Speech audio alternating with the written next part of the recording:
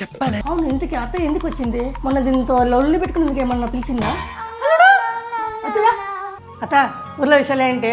అందరూ కులసేనా? మామగారు బాగున్నారా? అందరూ బాగున్నారు అల్లుడు. మీ మామయ్య కూడా బాగున్నాడు. ఇంకా నేను బయలుదేరుతాను, బస్సు టైం అయింది. అదేంటి అత్త, 2 రోజులు ఉండి వెళ్ళండి. చెప్పేవే నువ్వన్నా. అక్కడ మీ మామయ్య ఉంటారు, నేను బయలుదేరుతా. అమ్మాయ్యా, ఇది అత్తయ్యకి ఏం చెప్పినట్లేదు. పదండి అత్తయ్య. ఏమే గుర్తుపెట్టుకో, ఇంకోసారి గడపని కల్పటని కూడా చూసుకో. సరే అమ్మా. అల్లుడు, అంతా తెలుసు.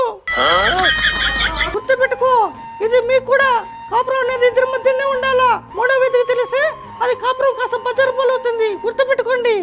సరే అత్తయ్య. సరే సరే, 2 రోజులు ఉండి వెళ్ళొచ్చు కదా అత్తయ్య. అవును అల్లుడు, నేను ఇక్కడ ఉంటాను, నువ్వు వెళ్ళి మీ మామయ్యతో పొలం దున్నుకో. అదే బస్సు టైం అవుతుంది, పదండి పదండి.